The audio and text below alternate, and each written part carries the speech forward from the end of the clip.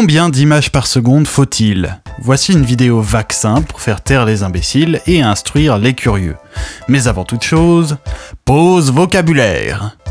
2 mots de vocabulaire sont indispensables puisque je vais les employer à outrance durant cette vidéo. FPS, frames per second, c'est-à-dire combien d'images sont affichées à chaque seconde.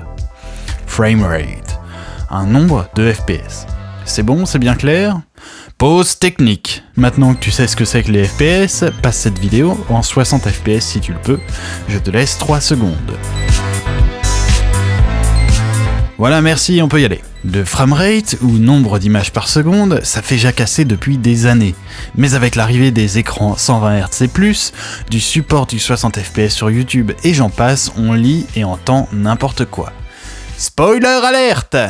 Il n'y a aucun putain de débat à avoir. Une amélioration du nombre d'images par seconde est bénéfique pour la fluidité ressentie dans la totalité des cas. Pour peu qu'il y ait assez de mouvement, évidemment. Je vais vous montrer pourquoi, tenter de voir jusqu'à combien d'images par seconde c'est pertinent de monter, et couvrir quelques sujets connexes à la perception de la fluidité. Bon, on va pas y passer 15 ans, hein. Si t'as pas un écran et des yeux complètement à chier, tu vas vite comprendre. Donc là on voit une vidéo d'un jeu à 10 FPS, la même vidéo à 25 FPS, et là en 60 FPS. Tu vois la différence? 25, 60 FPS. Et côte à côte, 25 et 60 FPS. Bon, déjà, l'imbécile qui dit que plus de 25 FPS ça sert à rien, normalement, il ferme son clapet. Maintenant, on va voir pourquoi et jusqu'à combien de FPS on peut voir. Comme d'hab, on reprend les bases pour que tout le monde puisse comprendre. Dans la vraie vie, ce qu'on voit en temps normal, c'est quel framerate? Easy! Le framerate est infini. La seule limite, c'est le nombre de photons qui arrivent. Alors, avant de mesurer ça à l'œil nu, tu peux te toucher, mon vieux. Bon, et on voit avec quoi dans la vraie vie déjà? Les yeux, non. Donc au lieu de dire n'importe quoi, on va s'intéresser aux yeux. Et en plus, les yeux, c'est beau. Donc la perception de l'œil, on peut voir ça de plusieurs manières. Moi, j'aime dire que l'œil, ou plus précisément la rétine, qui réceptionne l'image de ce que l'on voit, s'imprègne de la lumière. Elle s'en imprègne très vite, mais elle met du temps à effacer l'image précédente. Et ce temps où l'image précédente reste visible, c'est dû à la persistance rétinienne. C'est un phénomène très connu. Plus on regarde longtemps une image, et plus la lumière est forte, plus ça s'imprègne longtemps. Qui n'a jamais été ébloui par un flash voyant ensuite une tache pendant au moins plusieurs secondes? Pourtant un flash, ça dure environ 1 millième de seconde. La persistance rétinienne, elle, dure environ 40 millisecondes, soit 1/25e de seconde. Tu vois le truc venir ou pas? 1/25e de seconde, 25 FPS... Et oui, d'où le fait que le cinéma utilise à peu près 25 images par seconde, ou 24. Initialement, le cinéma, c'était des pellicules, avec entre chaque image, une image noire. L'idée était d'avoir une vitesse assez rapide pour qu'on ne voit pas le clignotement, mais sans poser de gros soucis techniques ou augmenter trop le coût. On a donc décidé que 24-25 images par seconde, c'était pas mal.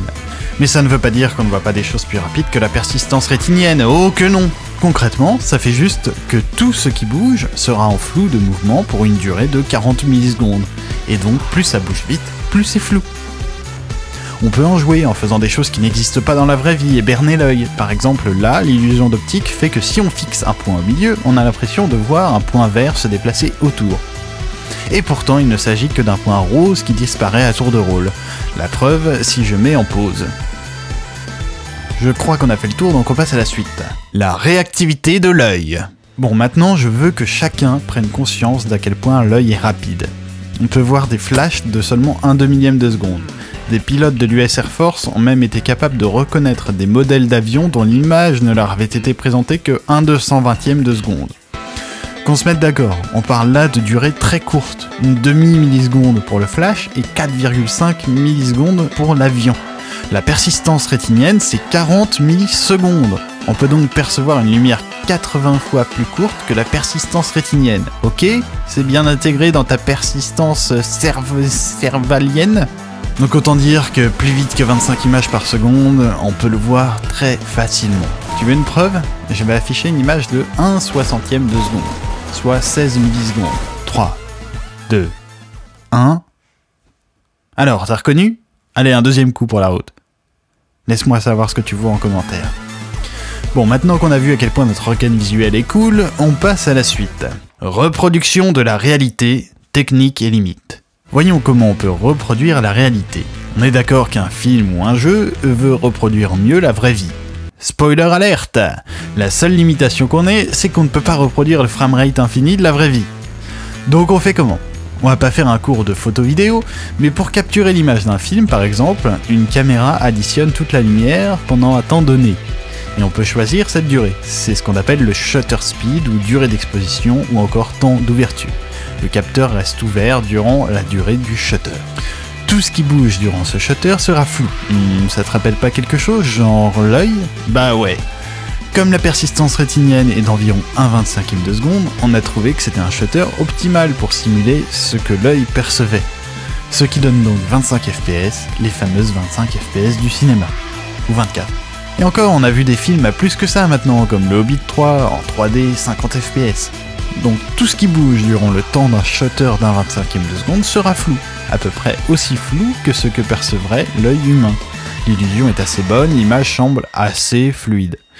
Maintenant, si on décide de prendre un shutter plus court, mais toujours à 25 fps, par exemple 1/100e de shutter, en gros on a toujours 25 images par seconde, mais chaque image n'est plus exposée pendant 40, mais 10 millisecondes. On aura alors 4 fois moins de flou de mouvement, et paradoxalement, on aura l'impression que ça saccade bien plus. Pourquoi? Bah tout simplement parce qu'il manque le flou de mouvement qu'on a l'habitude de voir avec la persistance rétinienne. Le cerveau voit donc une image nette qui apparaît en différents points plutôt qu'un flou de mouvement, et le tout paraît moins fluide. Donc j'espère que tu te tiens bien, parce que ça veut dire que pour un même framerate, on peut avoir la sensation d'une image plus ou moins fluide. C'est même utilisé comme effet dans certains films, la saccade donnant une impression d'action. Pire encore, dans un jeu, il n'y a pas de shutter, ou s'il y en avait un, ce serait 1 sur l'infini. Donc l'image ne comporte aucun flou de mouvement. L'effet de saccade est donc à son paroxysme. Ah bah zut, là on vient déjà de prouver que les mecs qui disent que pour les jeux 25 fps suffisent sont des ignorants finis qui feraient mieux de la fermer. C'est pire 25 fps dans les jeux que dans un film. Pour info, on peut déjà simuler un shutter dans les jeux, mais il faut savoir qu'un flou artificiel plus la persistance rétinienne, c'est moins net visuellement. On perd des détails sur les mouvements, donc malgré la sensation de fluidité accrue, les gamers avancés ont tendance à détester ce genre de choses, qu'on peut désactiver heureusement. Alors avec ce shutter infini, combien d'FPS faut-il pour une fluidité parfaite? Eh bien ça dépend de la vitesse apparente de l'objet en mouvement. L'idée c'est de ne pas pouvoir distinguer deux positions d'un objet en mouvement. Donc dans un monde parfait, il faudrait que le framerate soit assez rapide pour que l'objet passe sur chaque pixel de l'écran. Mais ça paraît un peu compliqué techniquement, donc on va rester raisonnable. On a vu qu'on peut percevoir des images d'un 220e de seconde environ et des lumières d'un 1/2000e de seconde. Donc j'aurais tendance à dire vers 220 fps, là on commence à être pas mal, et dans l'idéal, vers 2000 fps, on est sûr de ne rien louper de plus dans la reproduction que dans la vraie vie. Il y a encore du boulot. Pour l'instant, on trouve des écrans 120-144 Hz qui affichent donc 120 et 144 fps maximum, et même plus pour certains qui sortent en ce moment même. Mais il faut alors faire une croix sur les hautes définitions comme la 4K. Ayons espoir, les deux en même temps seront sûrement bientôt possibles.